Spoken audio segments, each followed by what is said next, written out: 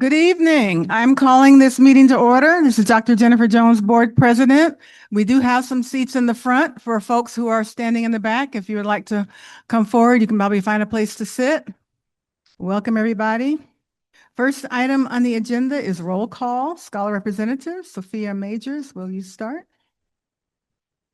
Hi, I'm Sophia Majors, Scholar Representative, and I'm from Federal Way High School. Eric Gollings, Director, District 1. Jennifer Jones, Director, District 2. Lakeisha Phillips, Director, District 3. Shirley Davis, Director, District 4. Director Murphy. She is online, but at this point unavailable to speak. So Danny Pfeiffer, Superintendent. Okay. Next is a presentation of colors by the Todd Beamer High School, JROTC. Please rise if you are able.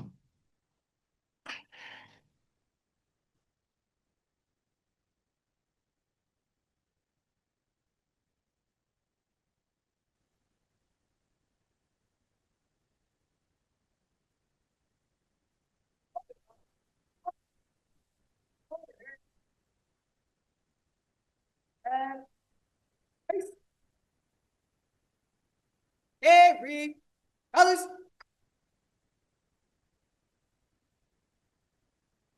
Breathe, then colors. Please join me in saying the Pledge of Allegiance.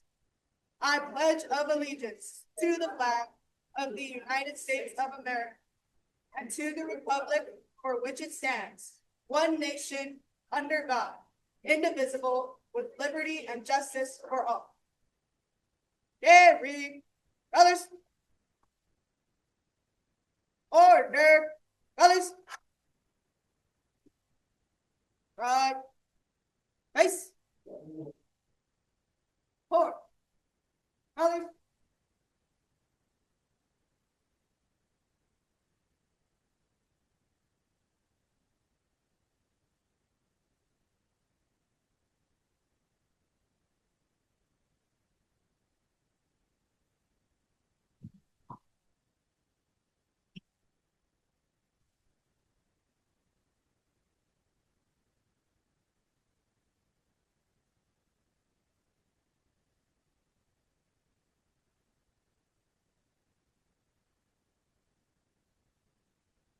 You may now be seated.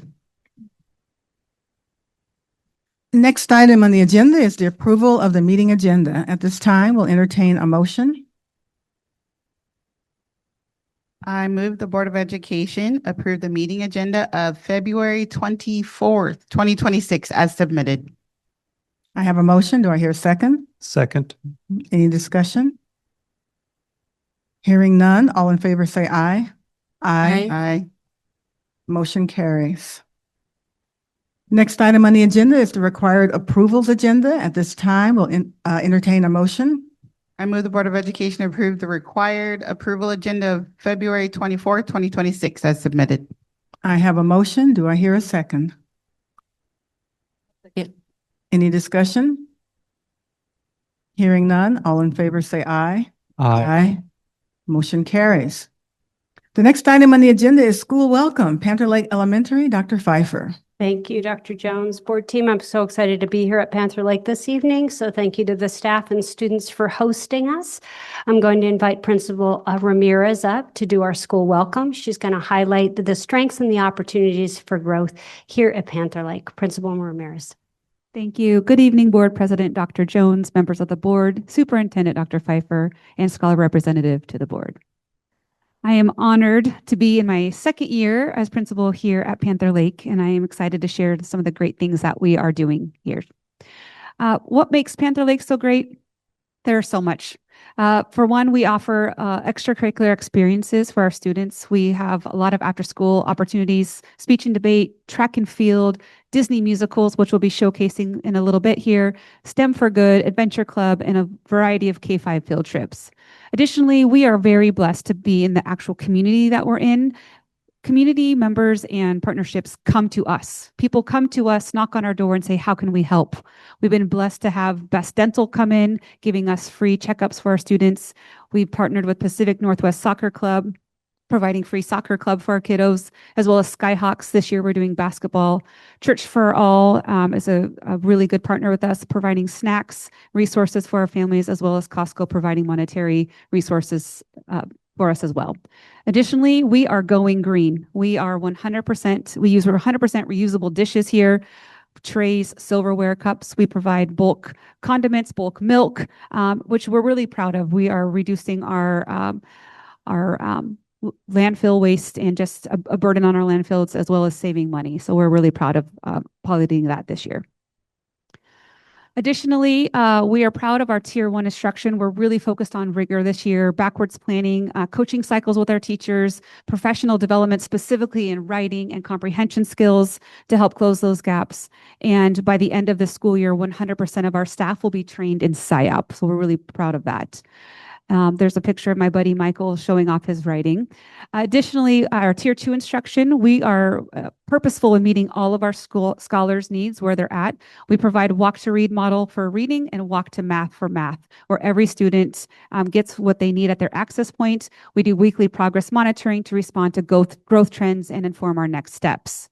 Some of our successes from that is 60% of our scholars who were far below grade level have improved their placement in just the first semester. So over half of our kiddos are showing really great growth. Additionally, a shout out to our multilingual students. They are making identical growth as our non-ML students, which has left zero growth discrepancy in reading for our second language students as well.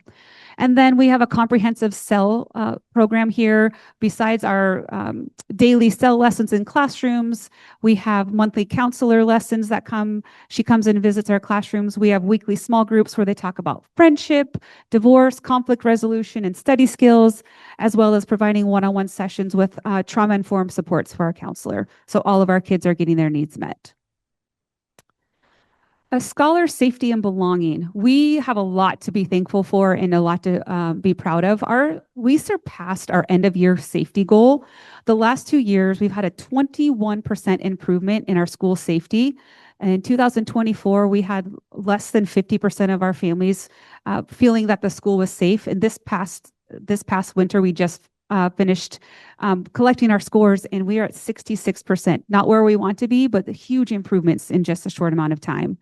We've also reduced our referrals for fighting by nearly 80% over the last 2 years. Our number one referrals were hands-on physical contact fighting, and we have completely turned that upside down. And so I'm very proud of that as well. We've also eliminated disproportionality for suspension for our Black and Brown scholars, probably one of the things I'm most proud of. And then our winter 2025 to 2026 racial groups that are achieving 90% attendance doubled from the previous year, where it was our white and Asian students. Now we've added Pacific Islander and Native American. So we're really honing in on practices, getting our scholars here every day ready to learn. We do that through our consistent, clear expectations for all of our kiddos. We do our morning cell blocks. We have really improved our PBIS store prizes with the voices of our scholar advisory students, letting us know what they want. Shocking to hear they like Robux cards. So I spend a lot of my own money purchasing Robux cards because whatever works, it works for them. And they know that we believe in them, and I'm willing to invest whatever I need to in our kiddos. We also added this year doing student of the day recognition. We use character traits. We do perseverance, students, mathematicians of the day. So every month we focus on something. They get to hear their name over the intercom, and they get to come up to the office and be celebrated with a little prize. And so that's been a really big motivator for a lot of our students to do what's right. And then we are always looking to get feedback from our families and scholars with our panorama surveys. Scholar advisory feedback. Our kiddos will tell us exactly what they need, and we just have to listen. And they have shared a lot of the glows with us this year. When I did a mid-year check-in with them, they are very thankful to our teachers because our teachers encourage them. They don't let the students talk badly about themselves, they said. They feel like they get breaks when they need them. That helps them to reset. They love the PBIS store, which I mentioned a little bit ago. And they really feel that the teachers at Panther Lake care about them. So I was really proud of that. They did provide us with some feedback that we take back to our staff meetings. We talk about how are we going to address that? What are we going to do to meet the needs of them based on their feedback? And the funniest feedback they gave me was that they missed chocolate milk because we did bulk milk now, so we don't have access to chocolate milk. And so I said, I probably can't fix that, but I hear you. What I wanted to highlight on the right side of this slide is that I started the year with them progress monitoring. I let them know where we were in terms of academic achievement and then our school safety. And I shared with them the scores. I shared with them the top line of where we wanted to be, like 80% at least. And I asked them, why do you think our scores are this way? What can we do to help you? And again, just listening to them, they say things like, we need to be less distracted. We need to move away from kiddos who are talking. We need to ask more questions. And so it was just a breath of fresh air to hear that they really know what they need. And are we doing a good enough job of listening to what those needs are and meeting them where they are? So I'm proud of our scholars and what they're representing our students. And I believe that they really have a huge, important role in helping their learning as well. So proud of them for that. Hearing from our community, families this year from PTA and our parent advisory, they've really appreciated stronger admin presence just in the building, outside at parent pickup, consistent advisory meetings the last couple of years, transparent communication with school-wide goals and initiatives. When I send out the weekly parent newsletter, I share with them how we're doing on things. And then seeking feedback of what families really want. They want more events and more recognition of achievement of scholars. And so I'm glad to be here this evening so we can showcase some of the great things that we're doing here at Panther Lake. Also, family involvement at our evening events has significantly increased. We have more than 400 families showing up to our literacy nights. We have a family night coming up in the spring, and that's exactly what families want. How can they come together with us? How can we partner with giving them tips, to work at home with students and just being part of a community here? And, kiddos like to see their teachers here outside of work. They think it's neat that they get to see them outside of the classroom light. And then I've been really impressed with the number of families participating in our panorama surveys. They've doubled from fall of 24 to last year and this year, which provides us even more important feedback. The more voices we have, the more voices that we can address. And I think that's what's making the community and the culture of our school just kind of growing in a very positive way. So those are just some of the things that I wanted to share with you. And now I am super excited to introduce you to our Disney 101 Dalmatians musical crew here under the direction of Janelle Purser, our music teacher, and Emma Underwood, a third grade teacher. They've been working really, really hard. And so we are excited to share with you a song that we have. So please direct your attention to our 101 Dalmatians crew.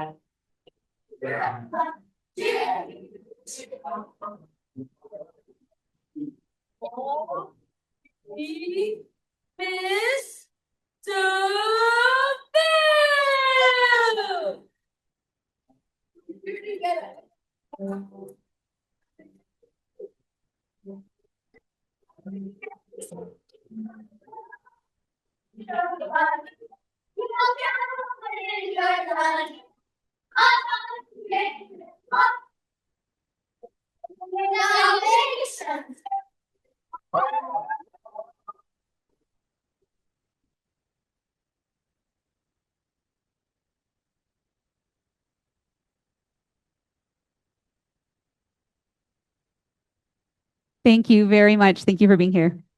Thank you. Yay.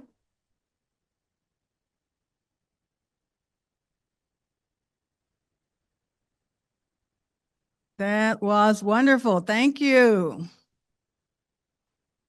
Great. Yeah, see the whole play.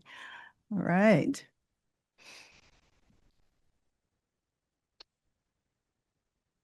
We have our second scholar representative with us, Yandel Barron Toledo. Thank you. From Federal Way High School. Next item on the agenda is Because of You Awards. Dr. Pfeiffer. Yeah, sport team, our scholars on the advisory to the superintendent created the Because of You Award. It allows any students in grades 3 through 12 to nominate any staff member in Federal Way Public Schools to be recognized. This evening, our scholar reps to the board will provide these recognitions. They can make their way to the podium.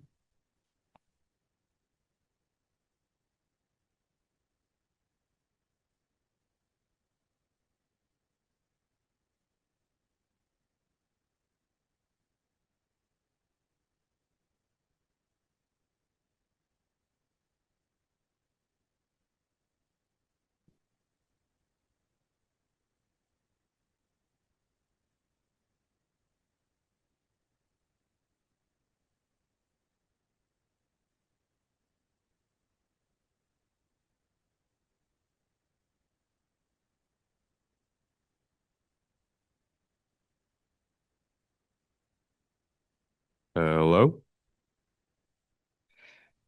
The scholars on the advisory to the superintendent created the Because of You award process, which allows scholars in grades 3 through 12 to nominate any educator in the Federal Way Public Schools to be recognized by the superintendent in partnership with the school board.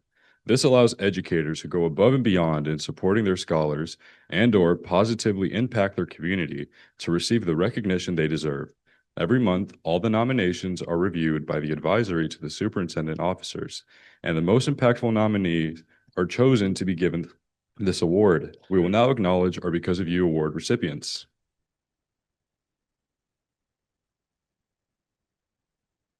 We would like to call on Suk Kang, teacher at Sequoia Middle School, for to be recognized.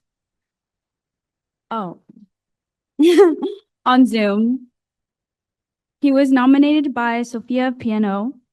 Sophia shared that Mr. Kang truly cares about his students and makes them enjoy coming to school each day, even during difficult times. His reassurance means so much to Sophia, and she appreciates his sense of humor and how he makes assignments fun. Because of you, Sophia feels supported, valued, and like she belongs.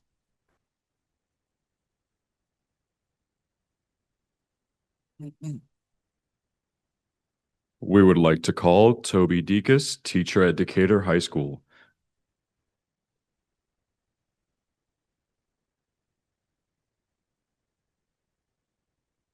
He was nominated by Para Stickle. Para shared that Mr. Dekas is easily her favorite teacher on campus, and his class is her favorite, not because of what she learns, but because he clearly cares. Mr. Dekas believes that all the students have the ability to act, and often says that anyone can remember the lines. But when they choose to try and pay attention, they can do well in the class. Para shares it's more enjoyable to learn due to Mr. Dekas' teaching style. Because of you, Para enjoys acting and has gotten over a lot of their social anxiety.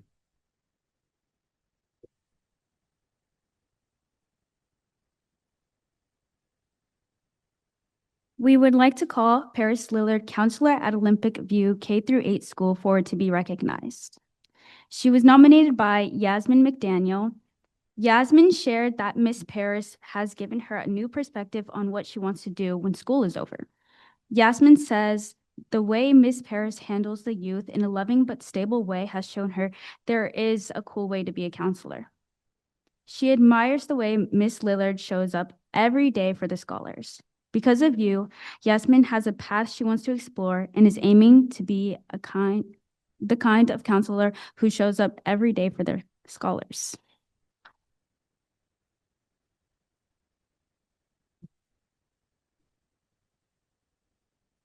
We would like to call Quinn Gillis, teacher at Federal Way High School.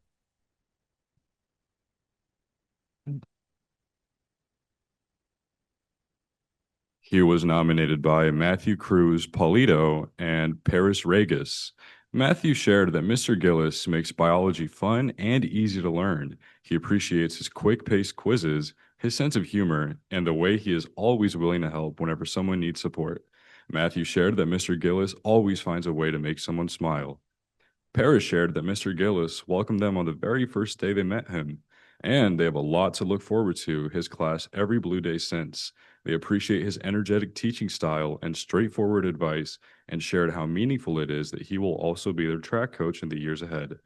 Because of you, Matthew feels supported and enjoys learning biology, and Paris has discovered their career paths and looks forward to attending HBCU to pursue teaching. Yeah.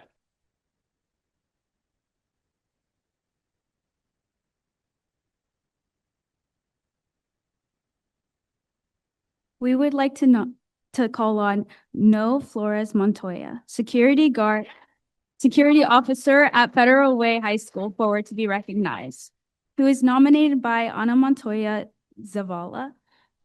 Ana shared that Mr. Flores Montoya has had a positive impact on her school life. He greets students with kindness and respect, creating a friendly and supportive environment every day. Scholars can focus on learning because they feel safe. Because of his dedication and positive attitude, the school feels more like a community.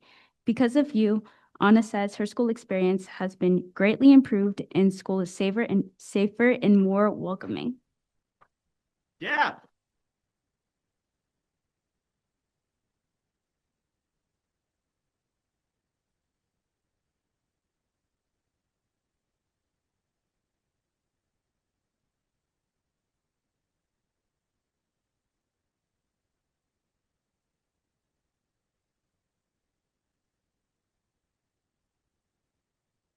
Yeah.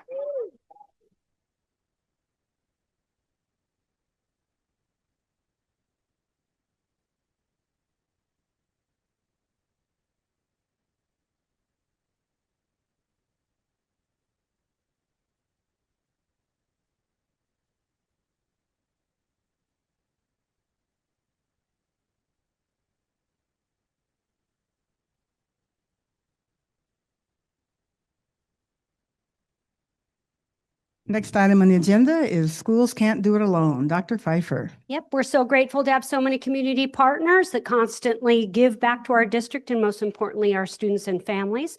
We have community partners that will be honored this evening and thanked tonight for their contribution. I believe they are on, some are here and Dr. Guyton might be online. Is that correct? Okay, with us this evening. Of course, Dr. Guyton online. I'd like to welcome Jessica Morgan up and she will do this introduction. Good evening, members of the board and Superintendent Dr. Pfeiffer. Now more than ever, schools can't do it alone, and we would like to show our appreciation for the contributions the following people and organizations have made that benefit our scholars and our district. Thank you to Dr. Lewis Guyton Jr. and Right at School for your generous partnership in supporting our scholars and families during the holiday season. Together, your combined gift of $3,750 in grocery gift cards helped ensure families had access to nutritious food and essential items during this time of year. Dr. Guyton Jr.'s donation of Safeway gift cards and Right at School's donation of Fred Meyer gift cards reflects a shared commitment to care, community, and student well-being. We are truly grateful for your support and the positive difference you continue to make for Federal Way Public Schools families. Dr. Guyton Jr. was unable to join us in person, but is with us on Zoom. If we could all give him a big round of applause.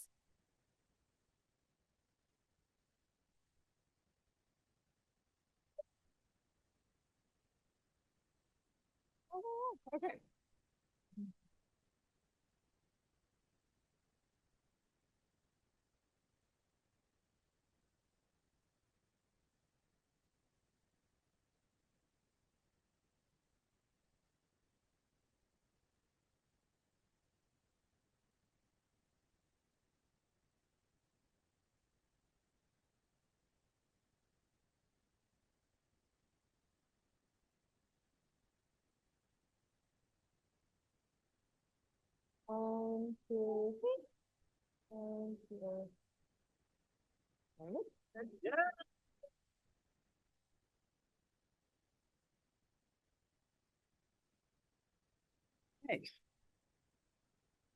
Good news, yes. Congratulations to our first Lego League robotics teams from Adelaide Elementary, Valhalla Elementary, and Wildwood Elementary for advancing to and competing in the regional semifinals of the first Lego League. Yes. Yeah. Wow, upside down.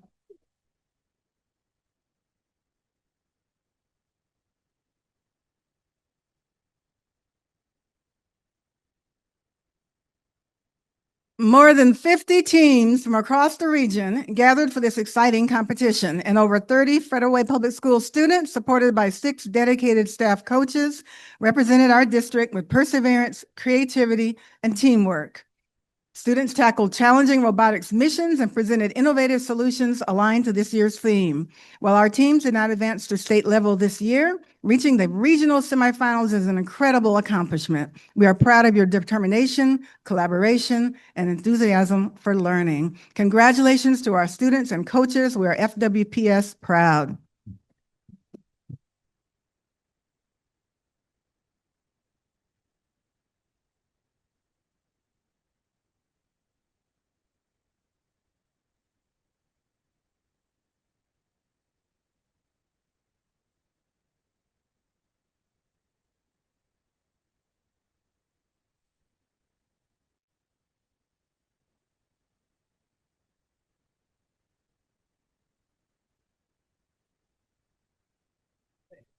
We are also excited to recognize our talented students from Federal Way High School, Todd Beamer High School, and Thomas Jefferson High School.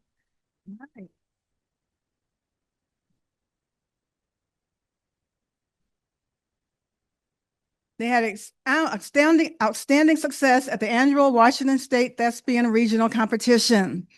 Student staff who are here today, please come forward to be recognized. Federal Way High School earned 7 Superior Awards, which qualifies these students to advance to the national level, and 16 Excellent Awards across multiple categories, including contrasting monologues, musical theater, and dance.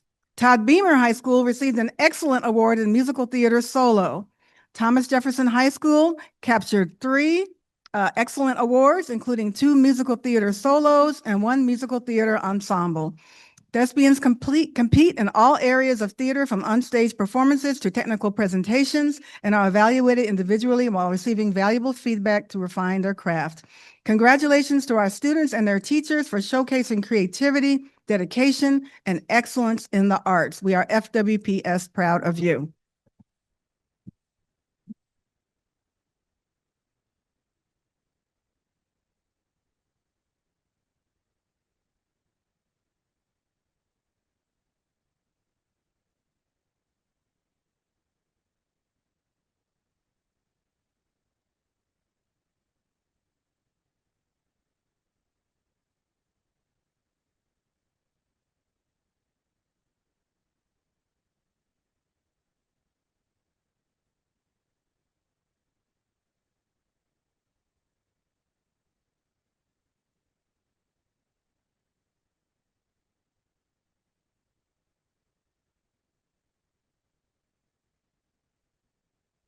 Next item on the agenda is good news, and sorry, that was me. Legislative update, Director Phillips. I feel like I'm in such a happy place right now. Okay. Good evening, board directors and community. So we are in a short legislative session, and I don't know, things have been going pretty fast. They just passed the cutoff date for bills. We're kind of in the thick of it, believe it or not. I think we only have 3 weeks left. I feel like it's coming pretty quickly. Thank you, Dr. Pfeiffer, for just kind of sharing some of the bigger things that have been standing out. So one thing that is on the table right now is local effort assistance.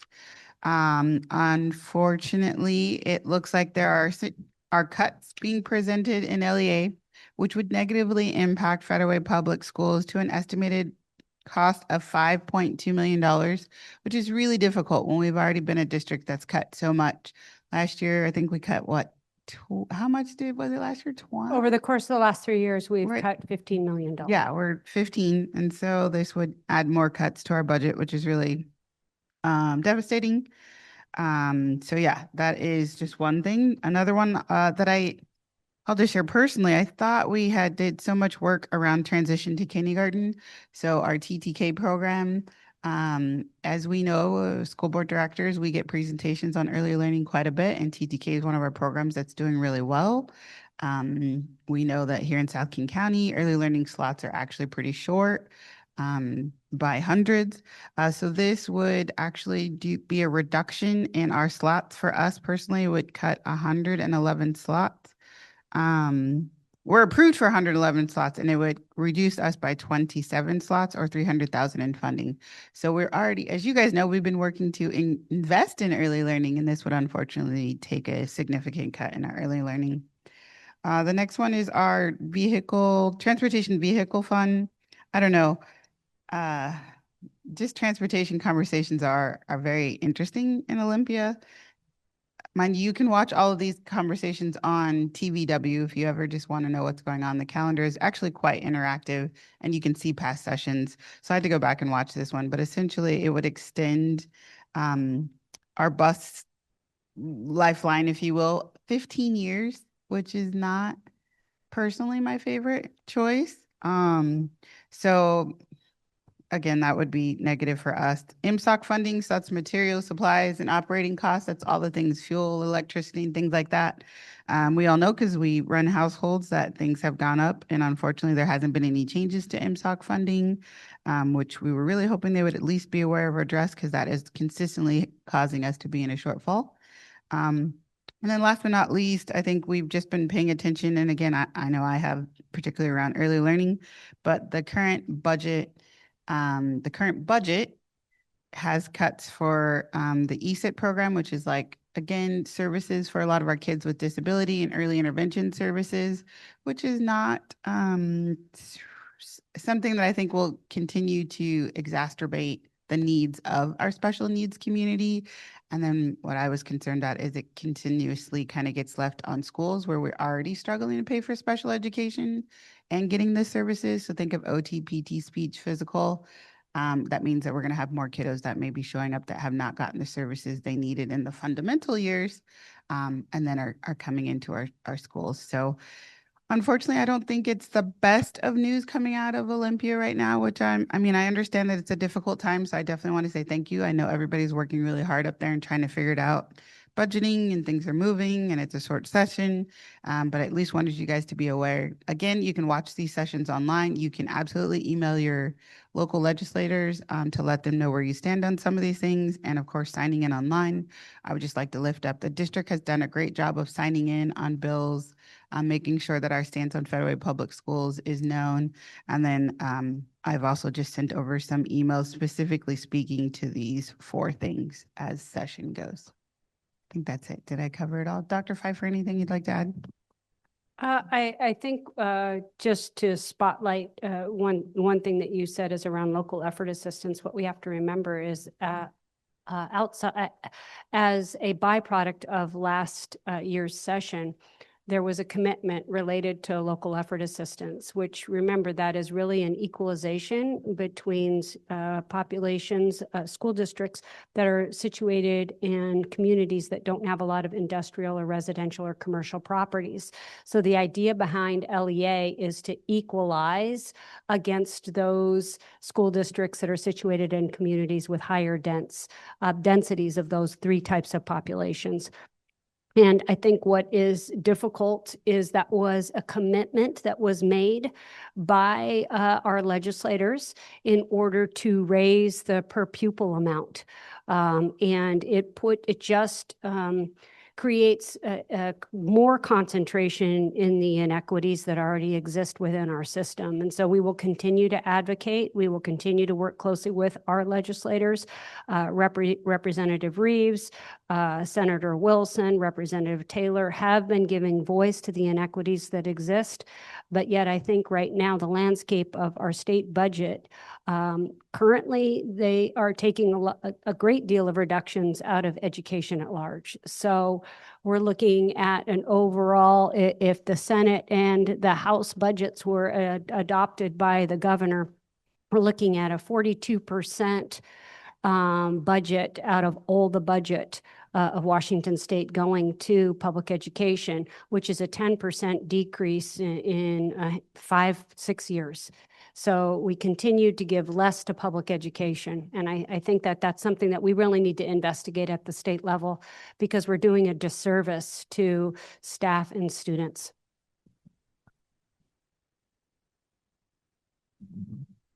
All right, thank you. Next item on the agenda is the ENS 3 presentation. Dr. Pfeiffer. Absolutely. Board team, as you know, our ENS reports are presented to the board annually, and this is one way that we share our progress towards the goals that you have established, called our ENS. This evening, we'll provide an update related to ENS 3, which is a voice, whole child, personal responsibility, and contributing to an inclusive community. Last week, you had the opportunity to review this presentation and ask questions during our work study, and this evening, you will see the presentation again. I'm going to ask our Deputy Superintendent, Marla Newton, and other members of our team to provide this presentation to you on my behalf. Marla. Thank you. Good evening, Board President Dr. Jones, members of the board, and Superintendent Dr. Pfeiffer, as well as our scholar reps. Tonight, we'll be presenting our data and next steps on Sub-N 3. And the purpose of tonight's presentation is to provide the interpretation and evidence of Sub-N 3 reflective of the 2024-25 school year. The focus of Sub-N 3 is around non-academic factors like attendance, discipline, motivation, and engagement. Sub-N 3 has 2 dimensions, and as you recall from Conley's 4 factors of college readiness, while Sub-Ns 1 and 2 emphasize academic and thinking skills, Sub-N 3 emphasizes personal responsibility and citizenship that leads to academic achievement. This includes the contextual skills and awareness, as well as the academic behaviors that scholars need to experience success through engagement and motivational factors. In selecting data that will inform Sub-N 3, research indicates that selected data draw on scholar grades for non-academic factors, attendance, discipline, and motivation engagement. For Sub-N 3, we will be focusing on goals 2 and 3 of our strategic plan. For goal 2, we'll review data around SLC attendance, scholars not missing class due to discipline, regular and average daily attendance, and scholars' perceptions of feeling safe and welcome. And for goal 3, we'll review data around participation in extracurricular activities, scholar perceptions of feeling challenged and engaged. So we'll begin our review of ENS 3 with our goal 2 metrics. We'll now review our data on scholar-led conferences, or SLCs, and we know that scholars can't do it alone, and so we track family participation in scholar-led conferences. This past spring, we saw an uptick in our SLC attendance and have had a 90% or above participation rate in SLCs for the past 3 years. The Federal Way High School feeder pattern had the highest spring SLC attendance at 96%, and the Todd Beamer feeder pattern saw the highest increase of 4%. 6 out of 7 racial groups had 90% or higher participation in SLCs, with Native American scholars seeing the largest increase of 9%. And scholars with disabilities had higher participation in SLCs than the district average, seeing a steady 3-year increase. We know that scholar-led conferences build partnerships with families in service of their scholars' education. Some of the key areas of focus to maintain high attendance are continuing with both in-person and Zoom options, reaching out to all families at least 2 additional times after conferences to promote attendance, extending the conference window by 2 weeks, gathering feedback from scholar and family superintendent advisories, systematizing our scheduling tool to streamline the process for families, and increasing access to interpretation. This year, we are convening a committee to review family and scholar feedback on SLCs and to make recommendations to improve the experience for all stakeholders during SLCs. David is going to share the next goal 2 metrics.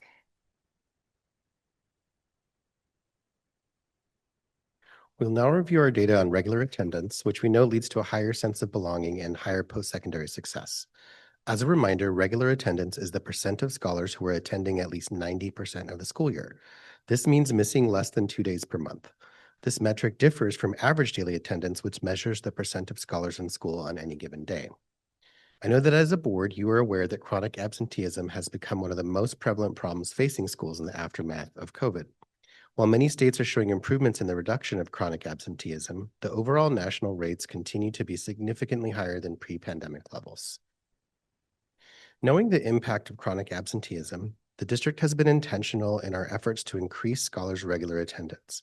We've launched a multi-year awareness campaign, joined the OSPI Attendance Challenge, held district-wide attendance challenges like the Attendance Cup, developed dynamic dashboards to track regular attendance, and supported school-based attendance challenges.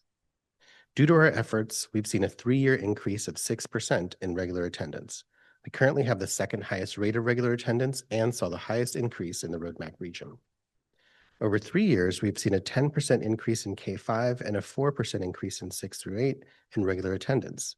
We continue to focus on increasing regular attendance district-wide with a particular focus on high school. 6 out of 7 racial groups had increased regular attendance rates, with Native American, Asian, and white scholars having regular attendance rates of over 70%. Native American regular attendance increased significantly in the last year. Multilingual scholars, scholars qualifying for free and reduced meals, male and female scholars saw increased regular attendance rates, with multilingual and female scholars having 67% regular attendance rates. We know that regular attendance leads to high academic performance and a higher sense of belonging. To that end, we are educating families and scholars on the definition of regular attendance and the potential impact to learning and grades, focusing on engagement strategies used during instruction, implementing attendance teams at each school site and at the district level, recognizing and rewarding those who attend school regularly, implementing district-wide attendance competitions, gathering input and feedback from our family and scholar advisories, using our MTSS approach, whole school, targeted groups, and individual approaches to support scholar attendance. This year, we are also conducting a school-by-school audit of attendance teams and their effectiveness in order to provide differentiated support to buildings. In order to efficiently support scholar attendance, we need a multi-pronged strategy with a tiered approach to interventions. In alignment with our MTSS and recovery efforts, we provide universal, targeted, and intensive supports. Our universal Tier 1 approach has been to communicate to families immediately when scholars are absent through our safe arrival messaging, honing in on school-wide strategies such as personal connection phone calls or parent square messages to parents when scholars are absent after 2 days, and school-wide incentives and celebrations. These are then followed by more targeted and intensive supports depending on the needs of the scholar. We continue to implement attendance networks to identify focus groups and provide targeted support from the central office and using peer collaboration to learn research-based promising strategies. We will now review our data on scholars not missing class due to discipline. Through explicitly teaching problem-solving and regulation skills, we work to minimize scholars experiencing exclusionary discipline, which leads to higher social, emotional, and well-being and academic success. During the 24-25 school year, 96% of scholars had no exclusionary discipline. 96% of scholars not having any exclusionary discipline is the highest percentage since the 21-22 school year. 6 out of 7 racial groups had 95% or more scholars with no exclusions due to discipline. We continue to focus on the disproportionality and exclusionary discipline experienced by our Black African American students. Multilingual scholars, scholars qualifying for free or reduced meals, and female scholars had at least 95% of scholars not experiencing any exclusionary discipline. We know that scholars who are not missing class due to discipline have higher academic success and social-emotional well-being. To that end, we continue to strengthen our positive behavior interventions and supports, have implemented social-emotional learning curriculums K through 12, have launched a district-level discipline improvement network, continue to build partnerships with key community-based organizations to provide mentorship and support, have developed our 9th grade dashboard, and are honing in on the discipline disproportionalities of Black scholars and scholars with disabilities. Sonia will now share the final metric for Goal 2.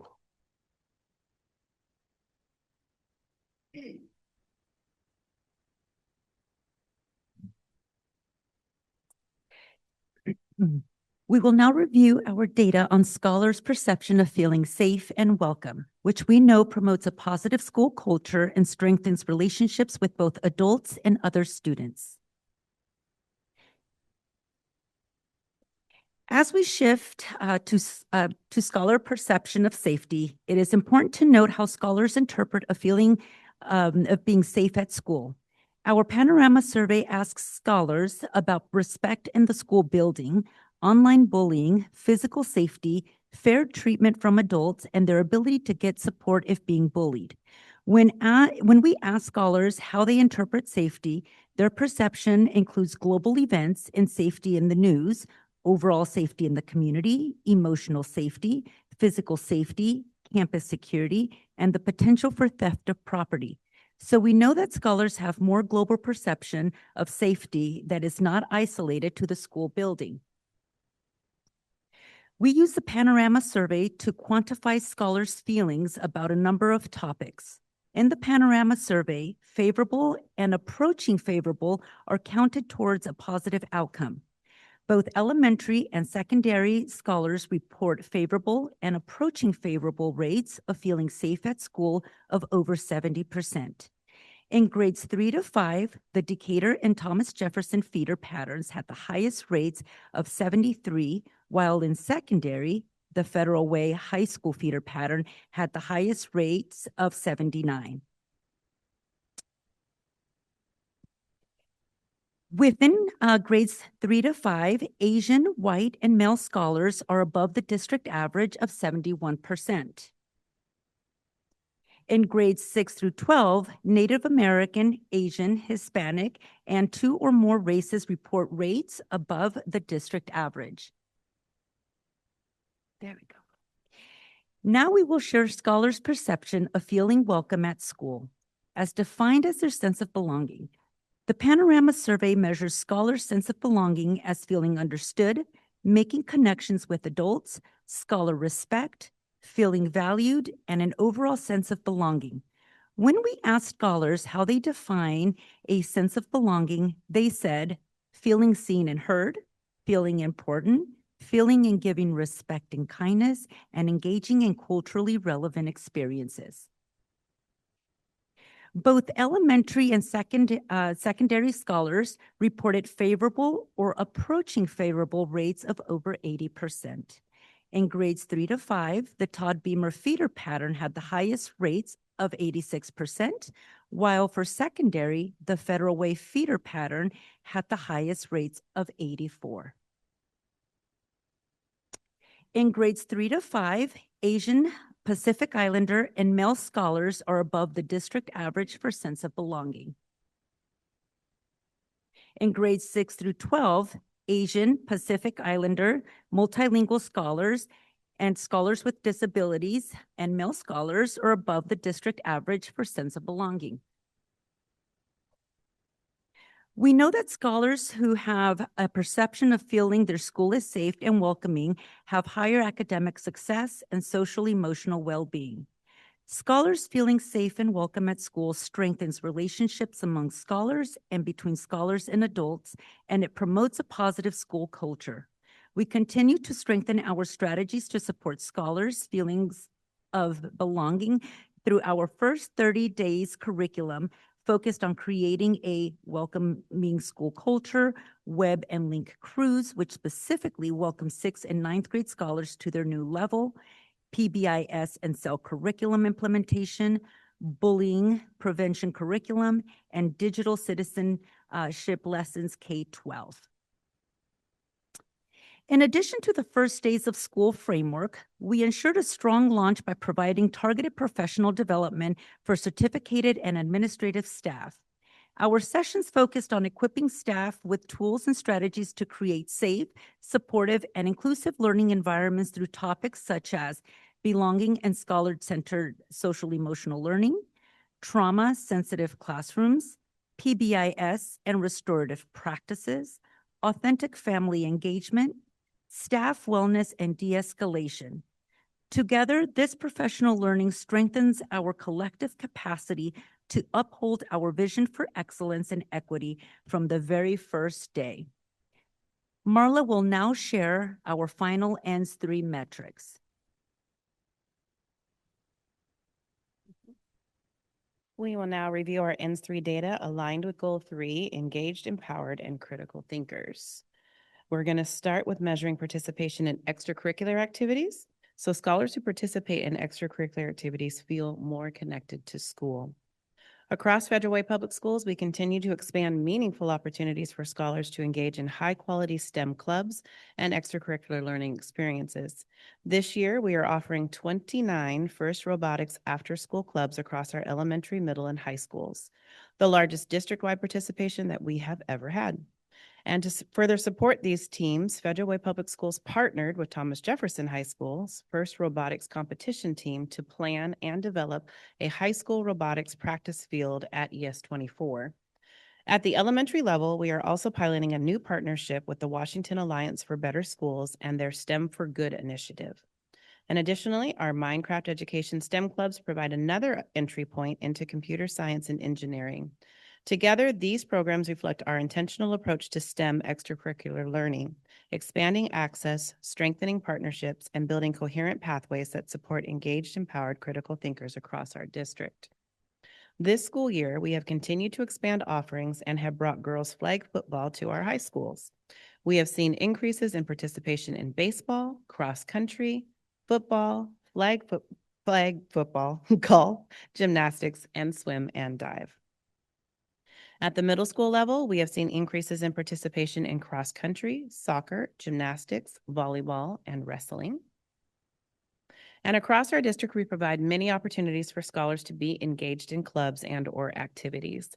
There are over 60 elementary clubs offered, ranging from the arts, sports, to academic competitions. And across secondary schools, over 100 opportunities were provided, and over many of our scholars participated in some kind of sports, club, or activity. We hosted a first LEGO League Robotics regional competition, implemented a 6 through 12 all-district band, supported CTE career-connected clubs, and expanded middle school intramurals to now offer flag football, volleyball, softball, and badminton. We know that scholars who participated in extracurricular activities feel more connected to their school. In light of that, we continue to strengthen and expand opportunities for all scholars. Last year's implementation of girls flag football is one example of that commitment. Intramurals continue to run at the middle school level, and partnerships continue with agencies like the Boys and Girls Club and Federal Way Community Center in order to support programming for scholars outside of the school day and during the months of summer. We'll now review our data on scholars' perceptions of feeling challenged and engaged. Scholars who feel challenged and engaged have higher attendance rates and show more persistence towards graduation. When we measure feeling challenged, the Panorama Survey focuses on justifying thinking, persistence through difficult tasks, teacher encouragement, time to understand and work through problems, and overall teacher expectations of scholars. When we asked scholars what feeling challenged meant to them, they said the amount of work, the difficulty of work, the difficulty of grading, engaging in challenging projects or tasks, and the length of the problems. When we measure scholars' feelings of being challenged, we look at the section of the Panorama Survey under rigorous expectations. Both elementary and secondary scholars reported favorable and approaching favorable responses for rigorous expectations at a rate of at least 89%. And in grades 3 through 5, the Todd Beamer feeder pattern had the highest rate at 93%, while in grades 6 through 12, the Federal Way feeder pattern had the highest rate at 90%. In grades 3-5, Native American, Black, 2 or more races, white and female scholars all had rates of rigorous expectations that were higher than the district average. And in grades 6 through 12, Native American, Asian, and Pacific Islander scholars all had rate of rigorous expectations that were higher than the district average. Our final metric is scholars' perception of being engaged in learning. Panorama measures this as excitement in going to class, enjoying and focus on tasks, eagerness to participate, a desire to talk about classes outside of school, and overall interest in classes. Scholars define feeling engaged as doing hands-on, fun, and competitive work, enjoyment of classes, and enjoyment of teachers. In grades 3 through 5, the Todd Beamer feeder pattern reported the highest rates of feeling engaged at 82%, and in grades 6 through 12, the Federal Way feeder pattern had the highest rates of engagement at 73%. In grades 3 through 5, our Native American, Asian, 2 or more races, white, multilingual, and female scholars all reported rates of engagement that were higher than the district average, while in grades 6 through 12, Asian, Black, Pacific Islander, multilingual, and male scholars reported rates of engagement at higher rates than our district average. We know scholars who are challenged and engaged have higher attendance rates and show more persistence to graduation. The next slide will outline some of the strategies that we are implementing to increase scholars feeling challenged and engaged. Some strategies we are implementing to increase rigorous expectations and feelings of engagement and career-connected learning, AVID strategies, writing across the content areas, improving Tier 1 rigorous instruction through SIOP, increasing STEM opportunities, increasing innovative programming, implementing national academies in engineering, biomedical, and visual arts, and expanding Project Lead the Way units and courses, expanding our college and career experiences, and our portrait of a graduate. Some strategies we are implementing to increase rigorous expectations and feelings of engagement are career-connected learning. AVID strategies like WICR, writing, inquiry, collaboration, organization, and reading, writing across the content areas, improving Tier 1 rigorous instruction through SIOP, increasing STEM opportunities, and innovative programming, implemented national academies, and expanding career and experiences for our scholars. In summary, we saw significant increases in regular attendance, scholar perception of safety, sense of belonging, feeling engaged, and exposure to rigorous instruction. We continue to see promising impacts on our metrics as they support ENDS 3. Our next steps include continued focus on improving regular attendance, implementation of improvement networks, implementation of MTSS tiered supports and PBIS, continuing to support scholars through key transitions, expansion of rigorous and engaging learning experiences, focusing on high-quality core instruction through MTSS, SIOP, and CEL 5D, and then integrating our portrait of a graduate competencies and skills into all areas. We want to thank you for your time this evening as we continue to grow and strengthen our approaches to ensuring that we have authentic partnerships with families, that our attendance, sense of belonging, and engagement continue to increase, and that scholars are faced day to day with opportunities to learn and to grow. Please let us know if you have any questions. Thank you for that very comprehensive presentation. As you mentioned, this is the second time we've seen this information and we have had a chance to think about it. Board members, are there any questions? Thank you for your presentation. Thank you, Dr. Pfeiffer. I don't think I have any questions as much as I'll just say I appreciate it. So again, sometimes for our community members, they don't understand. We actually set a policy saying this is what we'd request of our superintendent. So that would be our goal, our sub-ENDS 3. And essentially, this is our opportunity to hear from the superintendent and her leadership team around what they're doing to achieve the policy that we set forward. So I really do appreciate the comprehensive work. We've been able to look at it. And this is really not like deep diving into our students as much as like how efficient is our superintendent leading this massive institution. I really do like the consistency over here. I'll just share, quickly as a parent, SLCs still continue to be an exciting time of year. I feel bad for teachers because it's like dark and they're late. I think we did ours at like 6:30, which was really nice for working parents. Zoom was still an option, which was really helpful. So thanks for keeping that flexibility as we came back from the pandemic. A lot of working parents. So I feel like that continues to show up. Attendance cup is kind of a big deal. People still haggle about that. It's pretty intense. My kid even talks about it, like I gotta go to school, which I really appreciate. As a school board director, it's nice that we can walk the hallways and see the MTSS happening. So when you talk about like scholars and discipline data, two things. I like the transparency because you're saying we have disproportionality. You're saying we have, things that we're going to work on. And you're saying 96% of our students are staying in school and doing just fine, which I really do appreciate. And then following up with here's how we're getting after it. Not only recognizing our 4% of our kiddos that we need to support more, but like, here's what we're doing for everybody, which I think is really helpful. When it comes to the feeling of safety, I'm glad we're having that conversation, and I feel like it's year round. We just saw a lot of our students tell us we're not feeling safe, and it is around things that are happening in social media and TV and in their community, and how they're feeling. And so I appreciate that we continue to ask our students what's going on because we need them to feel like they have been heard so that they can actually show up to school and stay engaged. So I'm glad it's still moving in the right direction. I was a little surprised. It actually looks like it's higher numbers for high school kids. I don't know why I thought it'd be different. And then same thing, I really appreciated just all the work we're doing around extracurricular activities. I know I gave you a little bit of a hard time when I was like, we have to have transportation, which is hard. Our state doesn't pay for it. But sports are important, and you guys have continued to figure out transportation for the most part. There's a couple areas we can continue to grow on, but we would love our state legislator to help us out there so that we can continue to get kids involved in their sports. And then I think as an educator, like struggle with the word rigor, but I like that you followed it up deeply with like hands-on activity, PSYOP strategies and things like that, because it's not like forcing our kids to be a certain way, but it's more like, are you engaged and do you like what you're learning? So I really appreciate that. And I know we're continually working on that. I don't know why I started thinking of middle school. Like that's another area that I know we're actively working on.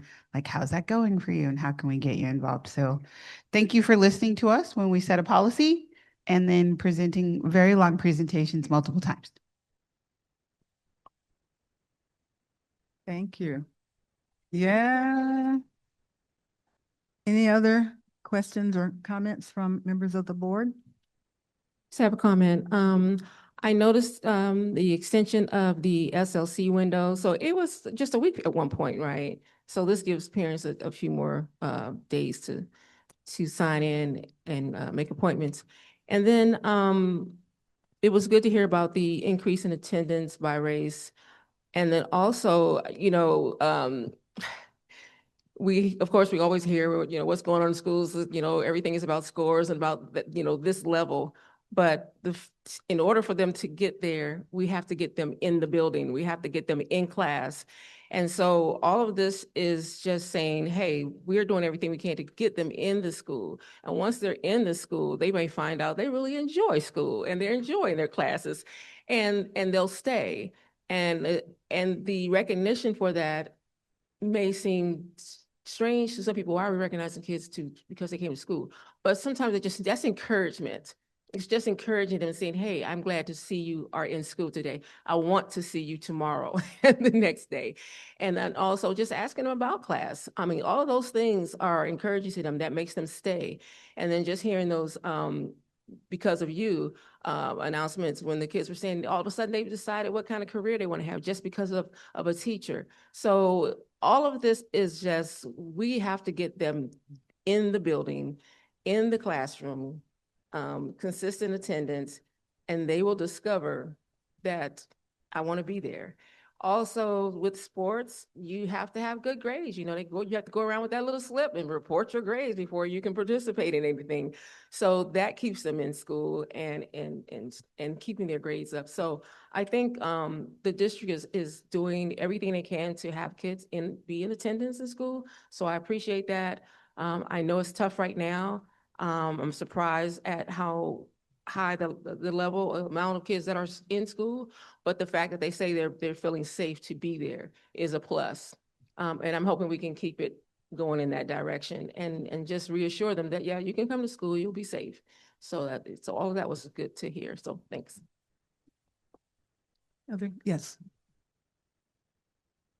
I agree with everything that everyone has said so far, and I just wanted to thank the school district for what you're doing for extracurricular activities. Just the variety of options available to students. That's great for kids who, everybody's a little different, and so it's good to have some options. They have an adult, we can get a club. I just have one thing I want to call out, and that is it's on slide number 16. And it is the regular attendance by grade span, and it shows the discrepancy between the relatively high level of attendance in K-5, fairly high in 6-8, and then we see the drop off in 9 to 12, the secondary, the high school. And I wonder if you could comment on what some of the factors are that make it more difficult to engage those high school students and keep them in school. Well, I think there's several factors. The first thing is, while I love that we have a 4x8 schedule, right? One of the unfortunate factors of a 4x8 is you have 32 opportunities to get 26 credits. And so once students reach 26 credits, they may be less inclined to attend school. So you have to think about that. That's one factor. The other factor is that we have been working very hard on creating engaging classrooms through student talk, through more hands-on experiences. So across the state and our region, across the nation, we're dealing with a sense of apathy, I think, in a lot of ways. And so we continue to try to, and it's not because we're not working hard or teachers aren't working hard. I think that we just have to listen to students more about making the instruction more inviting and more engaging. But the 4x8 structure does indeed play a role in this. I think the other thing that we just have to remember is when we're talking about regular attendance, if a student misses 2 days in 1 month, they are considered chronically absent. So the bar of which the state has defined regular attendance, we have really good daily attendance rates, pretty decent daily attendance rate. It's the regular attendance that suppresses our data. Okay, so I just want people to realize that even if a student is not attending regularly, they are still attending and passing their classes and even graduating. Yes. Because they are still achieving the number of credits they need to graduate, even though the data looks lower in terms of the attendance. Yes, this is based on attending 180 school days, and based on the rate, they can't miss more than 2 days of school, regardless of what the reason is, whether they're sick or something else. They would be defined as chronically absent. So if you have 2 back-to-back months, or a string of, let's say you get the flu, right? You are already determined as chronically absent, which suppresses our data. And that is the definition of regular attendance that's set forth by the state. That's why we also track our daily attendance rates. And I'll also have you note, we do have attendance contracts, intentional outreach, as you saw some of our strategies, relationships with our families, mentors, community partners that are working hand in hand, and also determining in the handful of families or students that are truly disengaged, what kind of supports can we put in place for our young people to encourage them to go to school. All right, thank you very much. Next item on the agenda is Resolution 2026-01, King County Federal Way Public Schools Impact Fee Interlocal Agreement. And I will read the resolution. A resolution of the Board of Directors of the Federal Way School District Number 210 approving an interlocal agreement between the Federal Way School District and King County related to King County School Impact Fee Program. Whereas King County, the county, is authorized by RCW 3670A and RCW 8202050 to collect school impact fees on behalf of the Federal Way School District, the district, whereas the county adopted Chapter 21A 44 of the King County Code for purposes of implementing the state law and to provide for the collection of school impact fees on residential development activity within the county. Whereas the district and the county entered into an interlocal agreement in the early 1990s pursuant to and in accordance with the State Interlocal Cooperation Act, Chapter 3934 RCW, for the purposes of administering and distributing the authorized school impact fees. Whereas the county recently adopted Ordinance 19971, amending the school impact fee ordinance to, among other things, implement and gross substitute Senate Bill 5258, 2023, whereas Ordinance 19971 modifies the timing for the county's review of updates to the school district capital facilities plan from an annual to a biennial schedule, requiring an amendment to the original interlocal agreement. Whereas the county suggested additional revisions to the original interlocal agreement to reflect actual practice and modernized language, resulting in a restated interlocal agreement.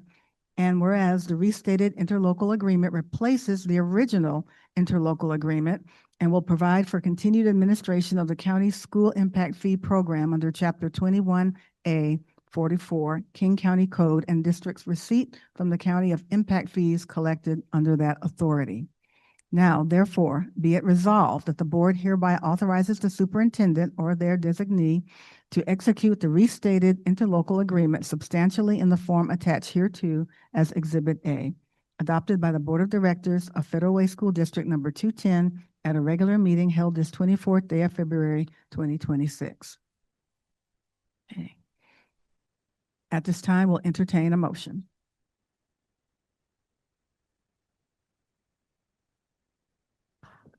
I move that the Board of Education approve Resolution 2026-01, King County Federal Way Public Schools School Impact Fee Interlocal Agreement as submitted.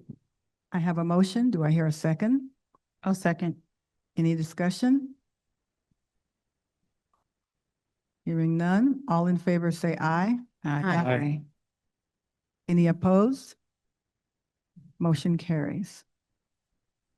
Next item on the agenda is Resolution 2026-02, Auditing and Certifying Officer for All Funds. I will read the resolution. A resolution of the Board of Directors of the Federal Way Public School District Number 210 designating the Chief Finance Officer and/or Executive Director of Business Services as Auditing and Certifying Officer for all funds, general, capital projects, transportation vehicle, debt service, and associated student body of the Federal Way School District effective March 1, 2026. Whereas RCW 42-24-080 and RCW 42-24-090 prescribes the certificate form and procedures for the certification of claims against the Federal Way School District Number 210. And whereas the statute requires that claims presented against the district shall be audited before payment by an auditing officer appointed by resolution of the district. Now therefore be it resolved that the Board of Education designate the Chief Finance Officer and/or Executive Director of Business Services as Auditing and Certifying Officer for all Federal Way School District funds. Be it further resolved that this appointment shall be in effect March 1, 2026. Adopted by the Board of Directors of the Federal Way School District Number 210, King County, Washington, in a regular meeting thereof held on the 24th day of February, 2026. At this time, we'll entertain a motion. I move the Board of Education approve Resolution 2026-02, Auditing and Certifying Officer for all funds as submitted. I have a motion. Do I hear a second? I second. Any discussion? We have a great financial team. Go forth and continue to do good work. Thank you for all you do. Hearing none, all in favor say aye. Aye. Any opposed? Motion carries. The next item on the agenda is school reports. We have 3 scholar representatives. They will alternate reporting at each meeting. This meeting we have Yandel and Sophia. Yandel, would you start? Hello, everyone. Last week was Valentine's Week, and Thomas Jefferson High School's LSU Club celebrated by selling strawberry horchata, churros, chocolate-covered strawberries, and agua de Jamaica in an effort to fundraise. Recently, we also had high school planning night.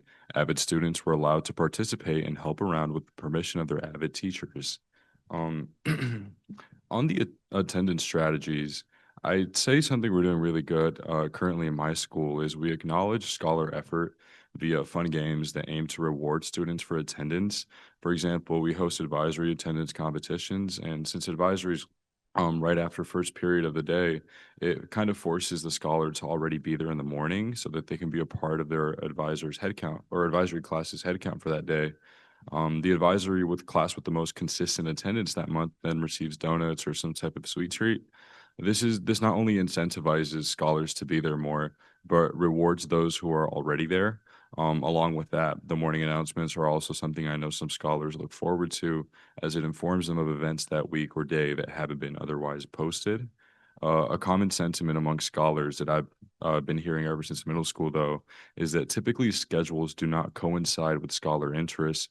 And I know I'm guilty of this as well. Though it is possible to drop certain classes and take others, that flexibility is often very limited or locked behind some type of term, which typically is either you don't need the credit, it's the first 2 weeks of school, or you can't be in that class for some sort of safety reason, which in and itself are good reasons, but it's unfortunate they are the only reasons. Often I'll hear that students skip their first period of the day and just get to school later in the day, or sometimes they don't come at all. Schedule optimization can be a very powerful tool to gain a scholar's interest in attending consistently, especially since sometimes scholars do not get the classes that they wanted. Also, seating charts, increasing their use, but not just that, using them strategically can help a classroom tremendously. Curating a tailored seating chart to a scholar's need is a very effective way of getting them to care. I know I personally feel like I'm held a lot more accountable if I have a meaningful relationships in my classes. My absence is noticed, therefore I am too, and no one wants to let others down. It's about building that support system around a scholar, starting with the literal surroundings of said scholar, allowing them to build connections with people in their classroom. We can approach this by having teachers be a lot more conscious of their classes' social climates and be interactive with their students beyond the material. I've seen this happen. This is a very realistic goal as it promotes so many other things, such as overall class environment, teacher-student relationships, and trust, which inevitably leads to stronger confidence within scholars to engage with school as a whole. Thank you.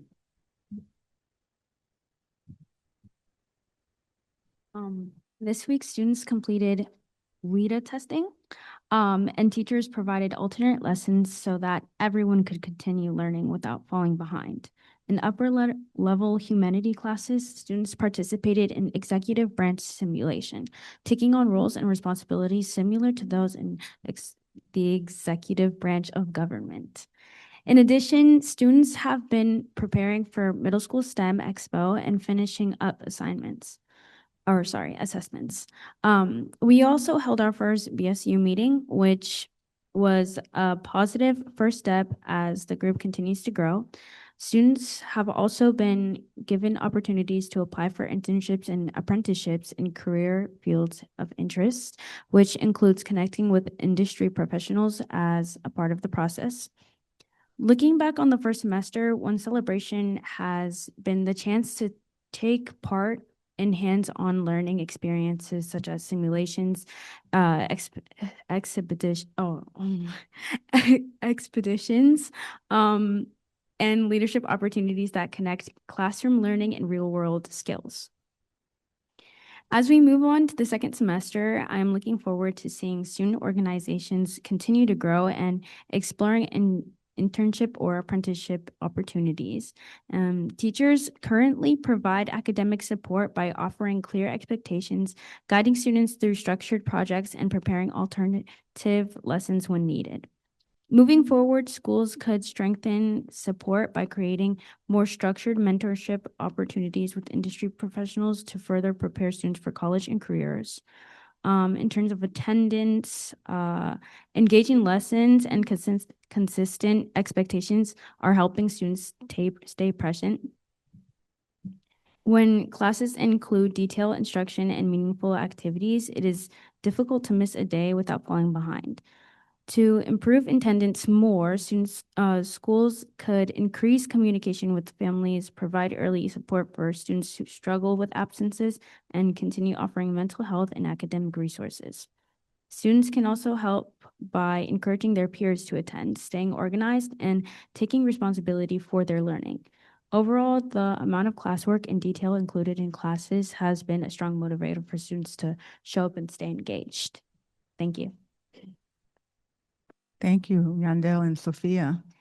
Next item on the agenda is superintendent comments. Dr. Pfeiffer. Yes, thank you. First, I want to kick off with a significant highlight. I want to thank you, Federal Way voters. Our EP&O renewal levy passed with a 61.77% voter approval. It's one of the highest approval rates to date, and I just really honestly want to just thank you from the bottom of my heart. I know it was an increase. We were transparent with that increase, but we would never put a burden on our community that we did not need. One things that I hold very proud about Federal Way and the way we go about our fiscal responsibility is only asking for voters of what we need. And that has been consistent. So again, just a big shout out. Thank you to all of our partners that helped get this thing over the finish line. So we're grateful for our community's support. What you get? Yeah. So between February 9th and 12th, as you know, our school principals presented an update on their school improvement plans, and they were closely monitoring their data from the first half of the school year. And these collective check-ins are an important way for principals to learn from their peers and implement new strategies as they reflect on that data. I want to thank you for your participation. I know many of you either came in person or also listened online. It means the world to our principals to know that their voice matters and that their work matters to our school board. So I appreciate that very much. Last week on Thursday, we held our third Family Academy session, Summer Connections, Maximizing Scholar Engagement and Learning at Illahee Middle School. And I think this might be our biggest one yet. Yes, over 500 families joined in person and online. This event offered both workshops and resources to help our families learn about programs, resources, support available, as well as college and career readiness, drop-in sessions for high school families. And I want to thank all of our community-based organizations that participated. Their partnership is invaluable, and it really creates an amazing event. This month is Black History Month, as you know. We're honoring the rich legacy and transformative contributions of African Americans throughout history. Across our schools, we're seeing powerful assemblies, creative hallway displays, creative art showcases, moving musical performances, and more, with each of them designed to educate, inspire, and unite our school communities. So be sure to check out our social media pages and postings for the highlight, because there's quite some spectacular things being highlighted from our young people. Students in grades 8 through 12 have the chance to test their language skills, as you know, by taking the seal of biliteracy in March. That's next month. So this test goes beyond simply speaking another language. It asks students that are testing to be biliterate. So reading, writing, speaking, and it's really important. We're looking for an upward trend in our seal of biliteracy. Every year we keep getting more and more. So really making certain that they also see when they earn a seal of biliteracy that there's a connection to possible international job market or things of that nature where their language can be utilized. Also in spring, we have the SAT coming here in March, another chance to improve our high schools, improve their scores for college admission. And I don't even know, our 9th year for our STEAM Exploration Night happening on March 26th. We can't find a bigger venue, so we'll just have to stuff ourselves into Federal Way High School.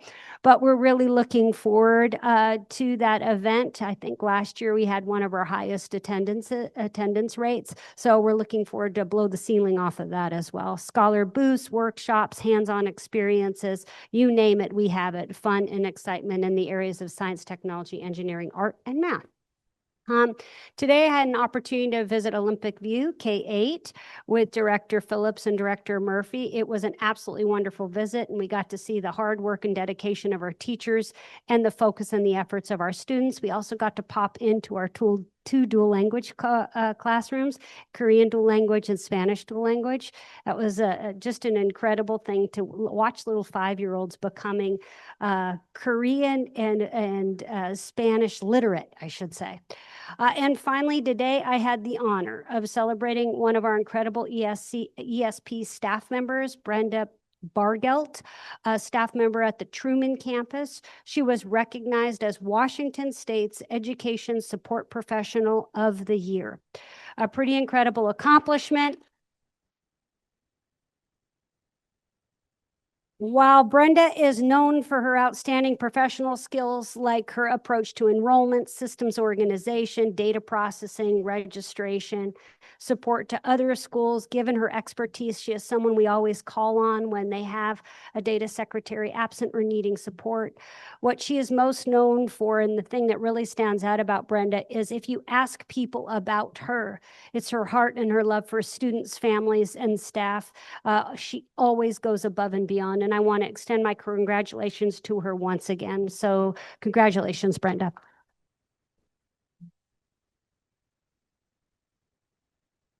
Thank you, Dr. Pfeiffer. Next item on the agenda is school board comments. We'll begin with Director Gollings. Great. Well, it was really great to visit this elementary school. I was so happy to hear about 400 families coming to events here at the school. It's so important to get the whole family engaged, and really appreciate what you're doing to make sure that happens here at Panther Lake. Yeah, really excited for the work that's going on to keep students engaged, keep them in school and learning and progressing to their academic goals. So that's exciting, and I look forward to hearing more in the future. Thank you. Director Phillips. I just wanted to say one, thank you to Superintendent Dr. Pfeiffer for taking my phone calls. You've been great the last couple of weeks. You just answer the phone call. I think I've just gotten used to it, so I feel a little spoiled. I appreciate that. For helping with the legislative updates. We've been able to talk quite a few times when we see policies and things kind of come up. So thanks for your flexibility and really just getting back with me on that as we go through this short session. It was wonderful seeing Olympic View. This was my first time being in the school since it's been built and it was up and running. So it was so weird because, as you guys, a lot of you know in here, we get to see like the renderings and the schematics and, you know, when the beam was put in. So it was just different to like stand there and you can hear like the hustle and bustle and the kids in the bathroom and all the things happening. So it was really cool to see the Korean classroom happening in real time and like literally walk across the hallway and the Spanish classroom was happening in real time. And then go upstairs and you see middle schoolers in science class, which is really, really cool. And so it was a lot of fun and just made my heart so happy. So I'm really excited to be able to see some of our policies, procedures, our investments come to life, which is really, really good. Yeah, that's it for me. Thank you. Thank you. Vice President Davis. I just want to say, with all of what's going on in the school buildings, I have to continue to say thank you to our teachers because they're counselors, they're teachers, they're advisors, they're, you know, mentors, and nobody gave them a job description for that. It just happens. So it just happens. So I appreciate that. And then, you know, the fact that, you know, Dr. Pfeiffer and the cabinet and everyone that pulls together and make all of these things happen for our scholars, it's a lot of work. And it's just that I feel like I just have to always acknowledge it and let them know that we appreciate what they do. And it's so complicated, but for some reason, you guys just pull it all together and make it make sense. And I truly appreciate that. And like I said, you know, Director Phillips, she still has children in school, but I was so appreciative of how things had changed when mine, before they were out of school in 2022. And they graduated in a better space than I could have imagined that they would have been.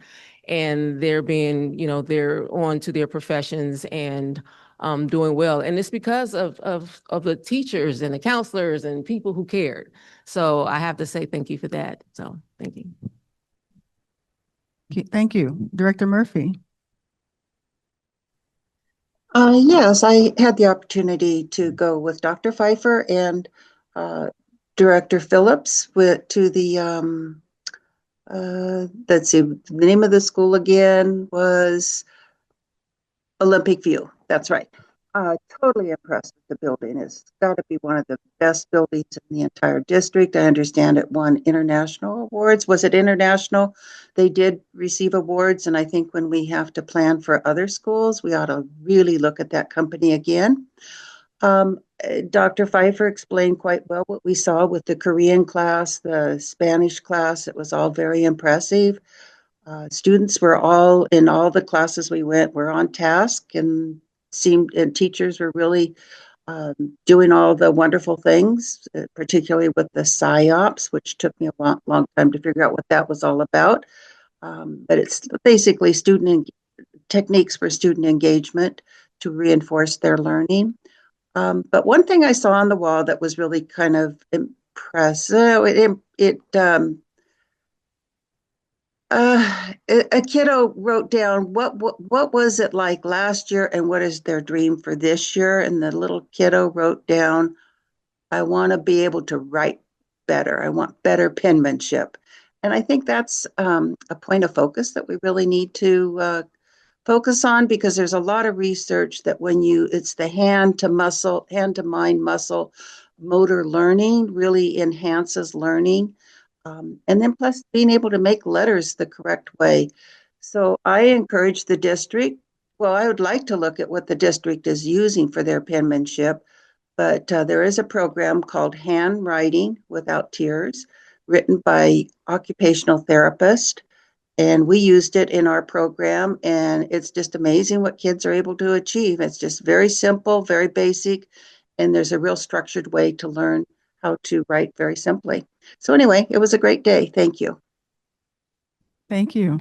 I'd like to thank Principal Ramirez for inviting us to Panther Lake and for her wonderful display of all the excellent things that they're doing here. The after-school activities, especially close to my heart, speech and debate and track and field. Writing and comprehension emphasis is what they're doing across the district, so that's really important to see that they're working on that here as well. I think it's important that the students know where they are academically, that it's not like it's a secret or something. They know where the school is and where they're performing. I thought it was really significant that one of the comments that the student advisory made was that the teachers care about them. For the kids to foreground that is so important, that they know that. That the PSYOP assisting the multilingual learners is something that's also assisting all the scholars in the class. That's really good to see. And also to see that they're making such good growth, that the multilingual scholars are improving in their reading. That's just so important. The counseling visits to support our young scholars, reducing the referrals for behavioral issues, very important. We need to focus on that, continue to do that. PBIS emphasis, student of the day, recognizing the young people who are doing what they're supposed to do instead of always focusing on the ones with the behavioral issues, but focus on the ones who are showing those character traits that we want to encourage and support. And last but definitely not least, a Disney musical performance of 101 Dalmatians. Oh my gosh, those kids were so enthusiastic and so, talk about student engagement. Those young ones were on the mark. And Cruella, I mean, she got some boos from me, you know. They were on it. That's excellent. And that is just something that, you know, the families were here to see, and people are going to come out and see them. And that's just so important for the young people to know that the whole community is supporting them when they do things like that. And they're showing again the students who are doing what they're supposed to do. Oh, and another last but not least, you're emphasizing the green emphasis of not increasing the waste in the landfill and teaching the kids about how important that is. That's really significant. So thank you so much for that presentation of Panther Lake. It's a beautiful school. It's a wonderful program. Thank you. Next item on the agenda is public comment, and I have one, and I will read the announcement here. Federal Way Public Schools Board of Education recognizes the value of public comment on educational issues and the importance of involving members of the public in its meetings. Per the Open Public Meetings Act, public comment should enhance rather than hinder the effective transaction of the district's business. We respect your perspectives and value your civil input and suggestions. The board will listen to public comment, but we don't respond to public comment. However, depending on the nature of your topic or question, the superintendent may ask district administrative staff to follow up. Please keep your comments brief, concise, respectful, and no longer than 3 minutes. No verbal complaints or charges against any district employee or individual director will be allowed during public comment. Thank you in advance for your comments. And the public comment is Marla Mo. Marla or Marta? Marla. Marla Mo. Okay.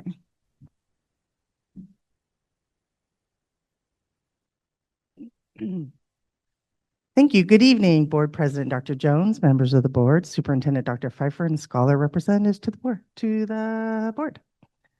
Hello, my name is Marla Mo. I'm a teacher here at Panther Lake Elementary. And I'd like to take this opportunity with you here at our school to tell you about our incredible principal, Shelly Ramirez. We are truly fortunate that she found her way to our school in Federal Way. In my 36 years of teaching, working under 14 different principals, she is by far the best leader I have ever had the privilege to work with. Yes, thank you. What sets Shelly apart most is her unwavering commitment to students. She doesn't just want them to do their best, she pushes them to go beyond what they think is possible. She believes deeply in every single child, and she holds both students and their families to high expectations in a way that inspires growth rather than resentment. Because of her, we all want to do better. Accountability is a cornerstone of her leadership. She holds herself and everyone around her accountable every minute of the day. You see it in the way she moves through the building, constantly present, checking in with students, supporting teachers, engaging with staff, and connecting with families. She never stops. Even though she is constantly pulled in many different directions, she never loses sight of what matters most. At her core, she knows what is right and what needs to be done. And she does not allow obstacles or competing demands to stand in her way.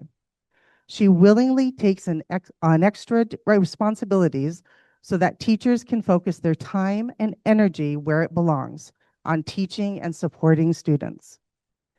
Our school has been transformed under her leadership. Students are taking their learning more seriously and, more importantly, beginning to see themselves as capable, confident learners. The positive change in our building is undeniable, and it is a direct reflection of Shelly's vision, dedication, and heart. I've waited my whole career to work with a principal like Shelly.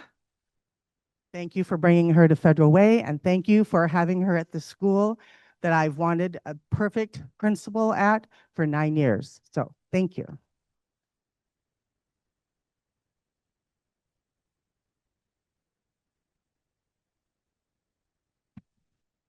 And with that, we are adjourned.